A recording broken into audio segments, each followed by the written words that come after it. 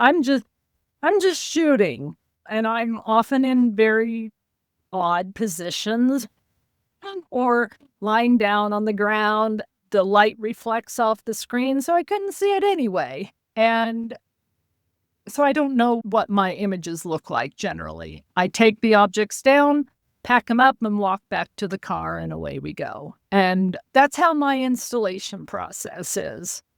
I love it. I love it. And the thing is that it's also a photography process too. So you're a photographer Yes. too. Hey, Yes. And maybe because I was trained back in the film days, but I don't look at my photos for a couple of weeks usually. And partly because I want to be surprised by them. I don't want to overthink what I did and think, oh, I should have done this shot and think I should go back mhm. because it's a moment in time. It's most of the time we're on a road trip, we're not going back for me to get a specific shot. So I just wait. Sometimes I don't look at images for a few months. And then when I look at them, it's, oh yeah, I remember. It brings back that state of flow a little bit. And I kind of relive the experience, which is enjoyable to me, so that I can tap into my memory. And I don't edit the photos much at all. I try to just have my camera settings the way I want it to be, but I like to be surprised. Which is kind of odd because I'm really a planner, but not with this. I am not, when I'm creating, I don't want to be a planner. I just want to experience. Inter- And because it makes me think about your journey in art because behind you, you have some beautiful basketry work, which definitely is very much planning and very technical. And so you go from that to what you're doing now. Right. Tell us about that transition. So I had mentioned that my studio emphasis in college was in clay. And then while moving around, while Fred was in the Marine Corps, I didn't have a kiln, didn't have access to a kiln, but I did have fabric because I sewed a lot at the time. And a friend gave me some leftover paper coiling core from a basketry class she had taken.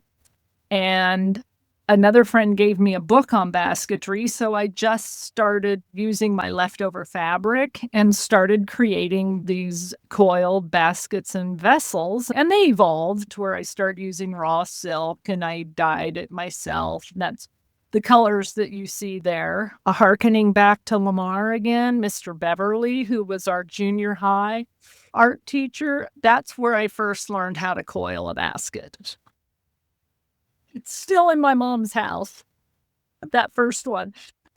So I achieved a certain amount of success with these, and I had pieces in several galleries, and even one of the galleries went to SOFA Chicago and took some of my work, and that was pretty darned exciting. But then 2008 hit, and the recession closed a few of the galleries that I had work in, and I kept going. But as time went on, I just wasn't feeling I wasn't feeling like I was saying what I wanted to say with art, and I wasn't getting the fulfillment out of making that I had before. And pieces from the land started coming into the vessels more. There's one piece you can see right there. That's some grass from grassland Wow.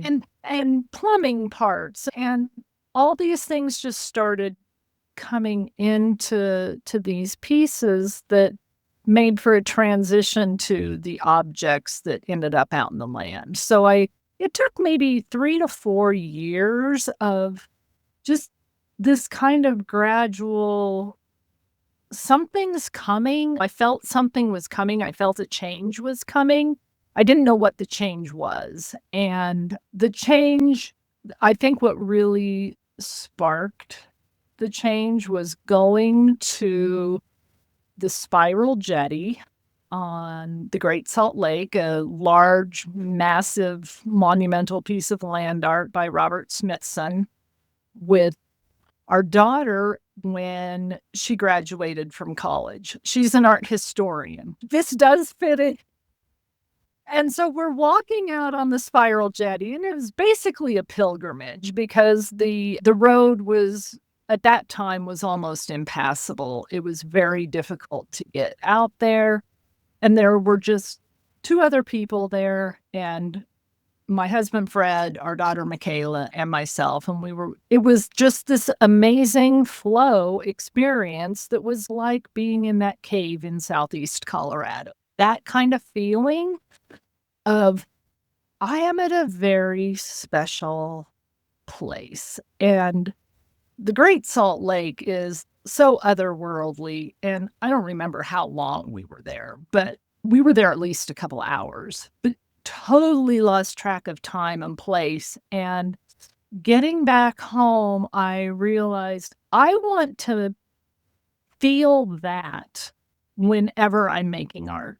I didn't know how at that time, but that was a real turning point. And then as Michaela went on through graduate school, I had the opportunity to get to go to lots of museums while she had postdocs and fellowships and all these wonderful things that I got to see art that I would not have seen otherwise. And she introduced me to British land artists. So that that started me down a research path maybe and like a museum